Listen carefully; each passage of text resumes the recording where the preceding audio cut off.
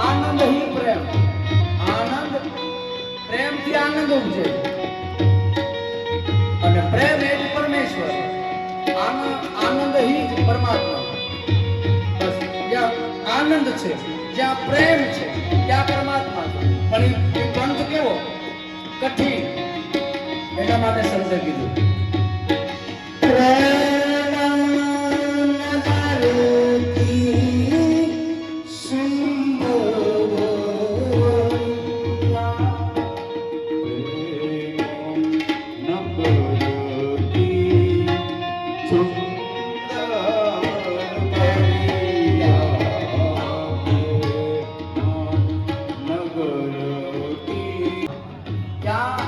परियो છે ને પરિયો એ સુંદર ત્યાં સુંદરતા છે ત્યાં ગૌણતા નથી કુરૂપ નથી ત્યાં રૂપ છે અને રૂપ કોનું છે સ્વરૂપ રૂપમાંથી સ્વરૂપ અને એ સ્વરૂપ કોનું પરમાત્માનું છે એ પરમાત્મા એ પ્રેમ એના માટે કવિ લખે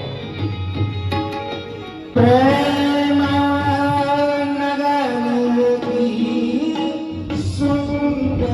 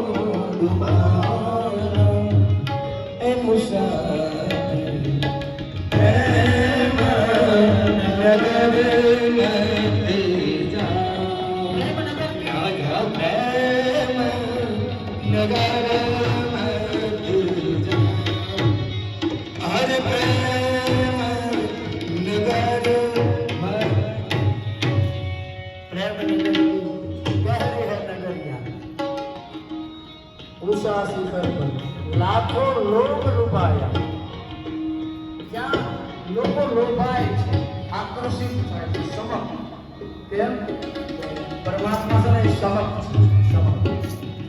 આ જીવ છે ને એ લોભો છે અને પરમાત્મા છે ને સમક ત્યાં પરમાત્મા હોય ને તમે જોજો ઘણી જાગે આપણી કથામાં એકતા ધરી દુકાન બેહી આ આજે વાંગમય સ્વરૂપ પુસ્તક છે એમાં ખાલી લખાયેલું છે નામ લખાયેલું છે પણ જીવ બધાને આવી કેમ કે તમે જોજો કોઈ પણ લોખંડ ત્યાં પેલું હોય એમાં લોહ સમકનો ટુકડો લઈને તમે નીકળો ને ત્યાં લોખંડ હોય ઈ જ આવે બીજું પિત્તળ સ્ટીલ હોનું ઈ નહીં એટલે એને કઈ નાતો નથી આની અરે કાંઈક નાતો એટલે આ જે ભક્તિ રસનું જે કેન્દ્ર છે ને એ સમક છે અને એની આજુબાજુ જીવ ત્યાં આવીને ચોટી જાય છે ને એનો અર્થ એ છે કે આની આનો કાંઈક સંબંધ છે આ પ્રેમ અને જે એકબીજાને ચોટી જાય ને ત્યારે એકબીજાની સાથે એની પ્રીતિ હોય છે એનો પ્રેમ ત્યારે પરમાત્મા પ્રત્યે જે પ્રીતિ છે ને ઈ જ કથાના મંડપમાં આવીને બેસે બાકી તો કેટલા આવીને આટા મારતા રહેશે ઈશ્વરની પાસે એમ કહેશે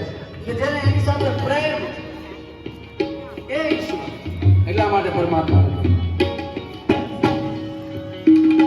બ્રહ્મા નંદ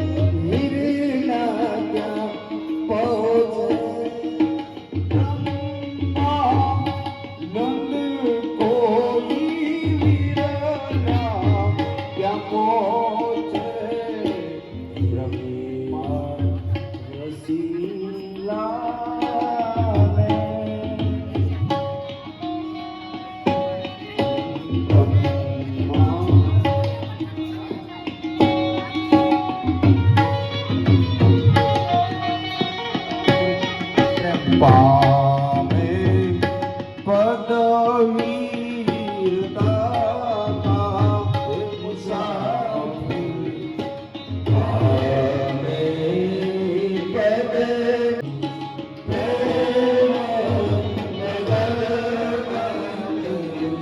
સમયથી કોઈ પ્રકારનો ઉત્સવ મંગલ નથી થયો, કોઈ પ્રસંગ નથી થયો. તેથી અમારી ઈચ્છા છે કે આપ કૈલાસમાં કોઈ પ્રસંગ કરો. ભગવાન ભોળાનાથ કહે છે કે હે નારાયણ, પ્રસંગ કરવો હોય તો બ્રહ્મલોક છે, સ્વર્ગલોક છે, વૈકુંઠ લોક છે, ગૌલોક છે, ત્યાં કરો ને. મારી પાસે આવ્યા બધા.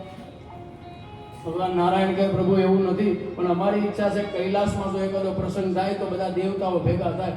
કારણ કે અમારે એકબીજાને એને વાંધા હોય, તમારે કોઈ એને વાંધો નથી એટલે બધા અહીંયા આવે. અમુક પ્રસંગ કરવો હોય ને એવી જગ્યાએ કરવો પડે, વાંધો ન હોય ને ત્યાં સાધુના આશ્રમમાં કોઈ વાંધો ન હોય ત્યાં બધા આવે. વ્યક્તિગતમાં કંઈક નડે. નારાયણના કહેવાથી ભોળોનાથ કે બધી વાત હાસી છે નારાયણ, પણ ભગવાન શિવજી કંઈક સાંભળો, હું ત્યાં કૈલાસમાં આયોજન તો કરું પણ અમારે કામ કરવા વાળો કોઈ છે નહીં.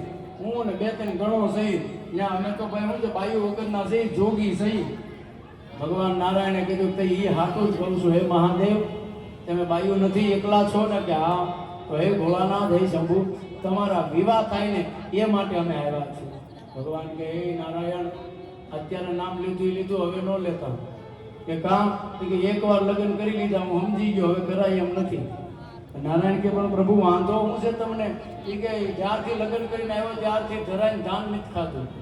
ગયા પછી શાંતિથી સમાધિમાં બેઠો તો આનંદ છે, કાંઈ ન તેલ ખૂટે ન મરસું ખૂટે. એકલા હોય હું હે સંસારમાં આવ્યા પછી તેલ લઈ આવો તો હળદર ખૂટે, હળદર લાવો તો હિંગ ખૂટી ગઈ, હિંગ લાવે તો ખાંડ ખૂટે.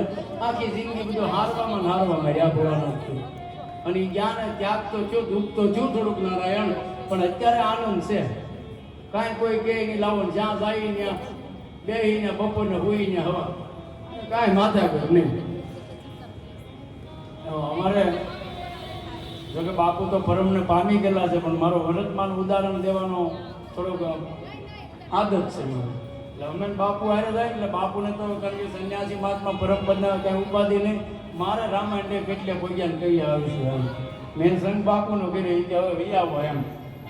એટલે આ રામાયણ કરી નહીં કરતા એમને મારા ભોલાનાથે આવું વિચાર છે કે ભાઈ એક કામ કરો, હે દેવતાઓ, મારે વિવાહ કરવાનો કોઈ હવે પ્રયોજન નથી. હે નારાયણ, મને રહેવા દો, હવે મારે વિવાહ નથી.